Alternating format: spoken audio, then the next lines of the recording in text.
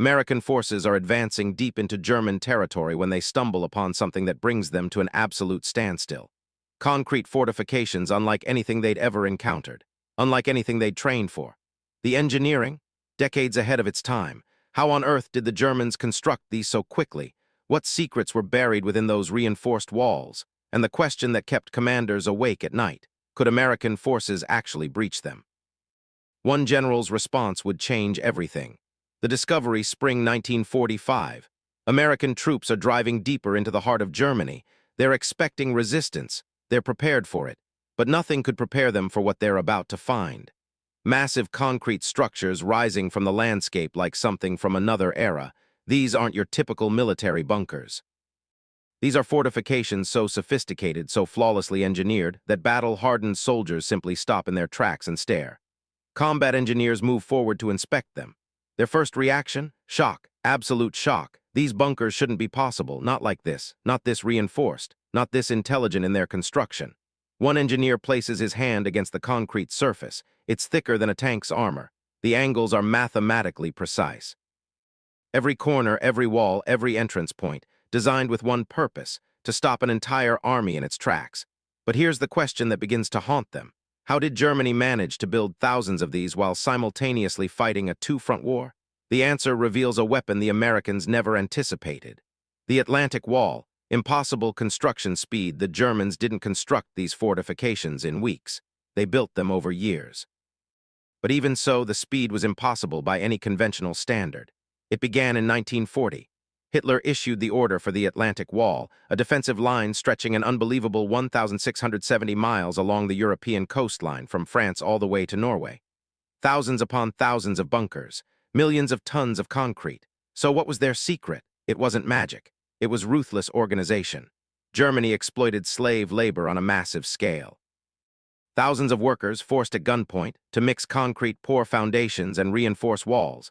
They worked in continuous shifts around the clock. No breaks, no mercy, no choice. But there was another element of genius here: they prefabricated components. Bunker sections were constructed at separate facilities, then transported to the site and assembled like enormous puzzle pieces. It was time-saving brilliance, achieved through unspeakable human suffering. American engineers later calculated that Germany had poured enough concrete to construct a transcontinental highway across America. Twice. But the concrete wasn't even half the story. Inside these bunkers, they discovered something even more disturbing. Engineering genius. What was hidden inside? American engineers crawled through these fortifications with flashlights and measuring equipment. What they discovered made them take notes frantically. The design was pure genius. The walls weren't straight. They were angled. Why? To deflect incoming artillery shells rather than absorbing direct impacts. The ceilings were curved to disperse blast pressure instead of collapsing under bombardment. Ventilation shafts were concealed in unexpected locations. Why? To prevent poison gas from penetrating to the soldiers sheltering inside. The entrances were masterpieces of lethal design. Multiple doorways created deliberate kill zones. If enemy forces breached the first door, they'd be channeled into a corridor with machine guns positioned on both sides. Inescapable. The Germans had thought of absolutely everything. Ammunition storage was buried deep underground. Command centers featured walls even thicker than the exterior defenses. Medical facilities were isolated from combat areas to prevent contamination. Even the latrines were engineered for maximum protection. One American officer put it perfectly: "This is what you build when you genuinely believe your enemy will throw everything they have at you." These bunkers were designed to survive not just attacks, but sustained, relentless bombardment for weeks on end. But there was one specific detail inside that made American commanders deeply uneasy. The hidden advantage. Strategic placement. The interior wasn't just about thick concrete and clever angles. It was about strategic positioning. German engineers didn't scatter these bunkers randomly across the landscape. Every single one served a specific tactical purpose. They were positioned to command the high ground control, narrow passages, and choke points overlook beaches where Allied forces might land, create interlocking fields of fire. Meaning one bunker could cover another's vulnerable angles. The bunkers featured sophisticated communication networks. Telephone lines connected them. Messengers could travel between positions through underground tunnel systems. This wasn't a collection of isolated fortresses. It was an interconnected network. One bunker alone might be overcome, but 20 bunkers operating in coordination, nearly unstoppable. American generals quickly realized that attacking a single bunker meant engaging all of them simultaneously. Engineers also uncovered something deeply unsettling. The Germans had already anticipated an Allied invasion. They'd studied American tactics in exhaustive detail.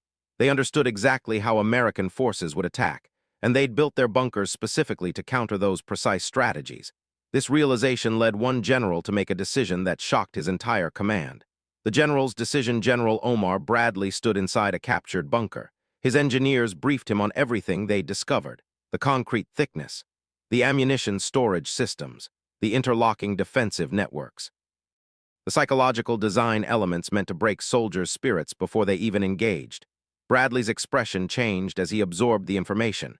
He'd been planning a direct assault on a heavily fortified German position. Now he understood that a frontal attack would be nothing short of suicide. His response changed everything. Instead of ordering a traditional assault, Bradley commanded his engineers to study these bunkers intensively, understand their weaknesses, map their positions with precision. He refused to sacrifice American lives on what would amount to a suicide mission. This single moment, this one decision, saved countless American soldiers. Bradley recognized that the Germans had built something magnificent, but he also understood that even magnificence has vulnerabilities. The bunkers were nearly impregnable from the front, but they had exploitable weaknesses from other directions. Engineers began systematically identifying those weak points. Underground tunnels could be flooded. Ventilation shafts presented vulnerabilities. Supply lines were exposed. The breakthrough came when engineers realized something critical, something the Germans had overlooked. The vulnerability: finding the weakness, could Americans actually breach them? The bunkers appeared invincible, but nothing is perfectly designed. German engineers had built exclusively for defense against direct frontal assault. They'd planned for artillery barrages, tank attacks, and infantry charges from predictable directions. But they'd made one fatal miscalculation. They assumed soldiers would always attack from the front. American engineers discovered the bunkers had blind spots. Significant ones: approach from the flank. The overlapping machine gun fields of fire didn't provide complete coverage. Approach from behind. Supply routes were surprisingly vulnerable. The tunnel systems: water pressure could compromise their structural integrity. The Germans had also designed these bunkers to withstand prolonged sieges. But that required one thing they increasingly didn't have: unlimited supplies. Once isolated and cut off, bunkers transformed from fortresses into prisons. American engineers developed comprehensive strategies. Isolate the bunker completely, sever all supply lines, attack from unexpected angles, deploy specialized equipment, flamethrowers, shaped explosives, exploit ventilation system weaknesses. But the most significant realization came next, and it fundamentally changed how America would wage war for decades to come. The legacy.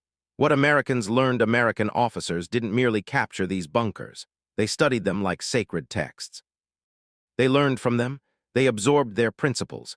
German fortifications became military classrooms. Engineers filled entire notebooks with detailed observations. Officers analyzed the bunker designs from every conceivable angle.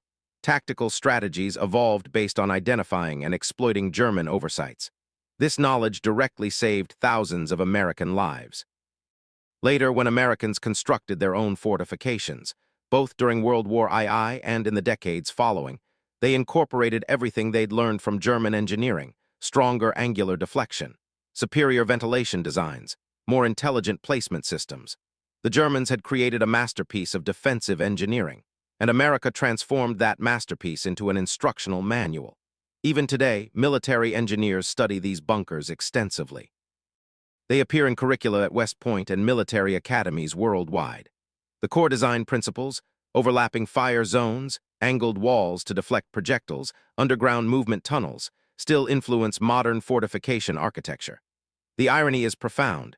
Germany's greatest engineering achievement became the foundation for American military doctrine. What began as shock and disbelief evolved into respect and systematic study. But there's one final discovery that demonstrates just how far ahead of their time these engineers truly were.